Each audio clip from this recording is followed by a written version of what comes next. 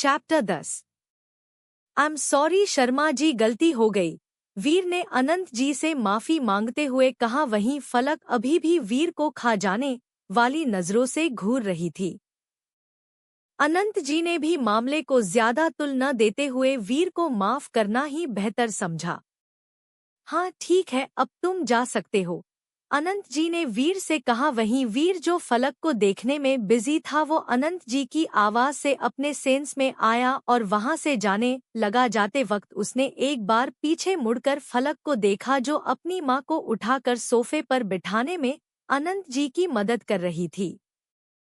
उसे देख वीर के फेस पर अजीब सी मुस्कुराहट आ गई। Flashback and. फलक ये सब सोचते हुए कब नींद की आगोश में चली गई, उसे खुद मालूम नहीं चला।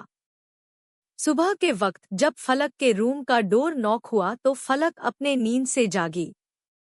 उसने उठकर दरवाजा खोला तो बाहर वेदांत खड़ा था। वेदांत फलक को बिना कुछ बोले रूम के अंदर आ गया। उसकी इस हरकत पर फलक को उस पर बेहद गुस्सा आया, लेकिन उसने किसी तरह खुद पर काबू किया और वेदांत के सामने आकर खड़ी हो गई। वेदांत वहां रखे सोफे पर किसी किंग की तरह बैठा हुआ था। उसने फलक की ओर देखा तो उसकी ग्रे आइज देखकर वेदांत ने उससे नजरें फेर ली। फिर उसने फलक से अपनी गहरी आवाज में पूछा, फैसला क्या है तुम्हारा? मुझे मंजूर है, फलक ने थोड़ी देर की चुप्पी के बाद कहा। फलक का जवाब सुनने के बाद भी वेदांत का चेहरा अब भी एक्सप्रेशनलेस था, मानो कि उसे कोई खास फर्क न पड़ा हो।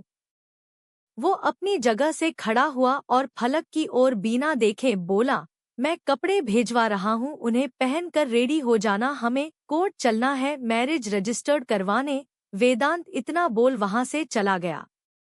वहीं उसकी बातें सुन फलक तो अपनी जगह जम सी गई। शादी, ये एक ऐसा शब्द था जिससे वो भागकर यहाँ आई थी, और आज किस्मत ने उसे फिर से इस दलदल की ओर धकेल दिया। पिछली बार तो वो भाग गई थी, लेकिन क्या इस बार वो यहाँ से निकल सकती है? नहीं, इसका जवाब ना ही होगा। पर मैं ध्वनि को क्या जवाब दूंगी? अपनी इन्हीं सब उधेड़बुन में गुम वो अपने बाथरूम की ओर चली गई। थोड़ी देर बाद जब वो शॉवर लेकर अपने कमरे में वापस आई तो वहां एक मेड खड़ी थी। उसके हाथ में बहुत सारे सामान थे। मैम, ये सब सर ने आपके लिए भेजवाया है, आप इन्हें पहन जल्दी से नीचे आ जाइए, सर आपका नीचे वेट कर रहे हैं। वो मेड इतना बोल वहां से चली गई। फलक ने उन बॉक्सेस को खोलकर देखा। उसमें एक मैरून रेड वेलवेट साड़ी थी, साथ ही उसकी मैचिंग की ज्वेलरी, सैंडल्स और मेकअप का सामान था। कुल मिलाकर उन सब की कीमत करोड़ों में थी, लेकिन फलक ने बेमन से उन सब सामानों को देखा जैसे उसके लिए ये सब चीजें कोई मायने ही ना रखती हो। हॉल में बैठे वेदांत की नज़र जब सीढ़ियों से आती फलक पे पड़ी तो उसकी नजरें उस पर ठहर सी गई।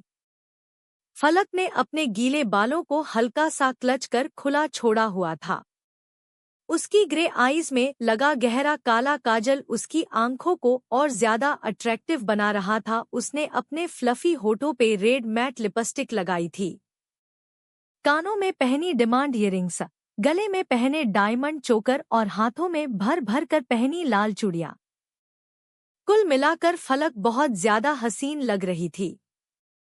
जब वो सीढ़ियां उतरकर नीचे आ रही थी तो उसके पायल हल्के शोर कर रहे थे, लेकिन वेदांत अभी भी उसे अपने जीरो एक्सप्रेशन के चेहरे के साथ देख रहा था। वहीं जब फलक की नज़र वेदांत पे गई तो वो उसे एक पल के लिए देखती ही रह गई। वेदांत ने अभी black three piece suit carry किया हुआ था, हाथों में पहनी महंगी रिस्ट वॉच, पैरों में पहने महंगे लेदर शूज और प्रॉपर जेल से सेट बाल। सच में वेदांत बेहद हैंडसम लग रहा था। फलक की नजरें तो उस पर से हट ही नहीं रही थी। उसने आज पहली बार वेदांत को गौर से देखा था। वो सच में किसी हॉलीवुड एक्टर से कम नहीं दिख रहा था। ना जाने वेदांत कितनी लड़कियों का ड्रीम बॉय होगा। यही सब सोच फलक वेदांत के सामने आकर खड़ी हो गई।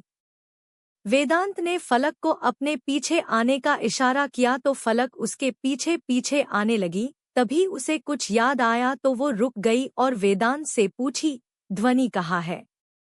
वो मुझे एक बार भी दिखाई क्यों नहीं दी? नींद की गोली खाकर अपने रूम में सो रही है। चिंता मत करो, वो ठीक है और उसे ये मेडिसिन मेरे कहने पर ही दी गई है, वेदांत ने कैजुअली कहा। वहीं फलक तो वेदांत की बातें सुन दंग रह गई। क्या ये इंसान पागल है? ये तो ऐसे बोल रहा है जैसे इसने ध्वनि को हलवा खिलाया हो।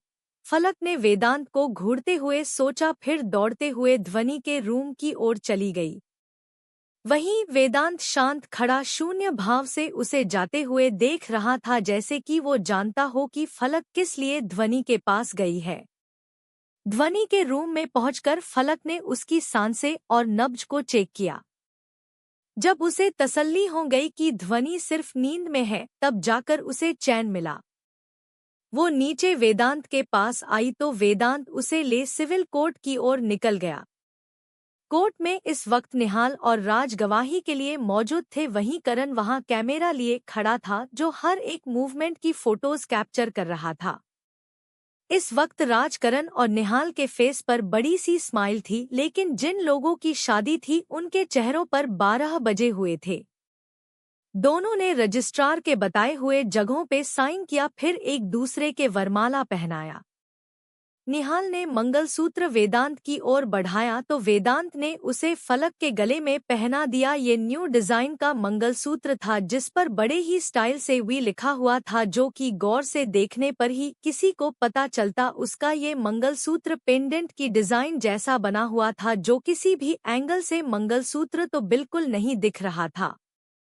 फिर राज ने वेदांत को सिंदूर दिया तो वेदांत ने फलक की मांग भर दी, जिसे देखकर फलक ने अपनी आंखें कसकर बंद कर ली।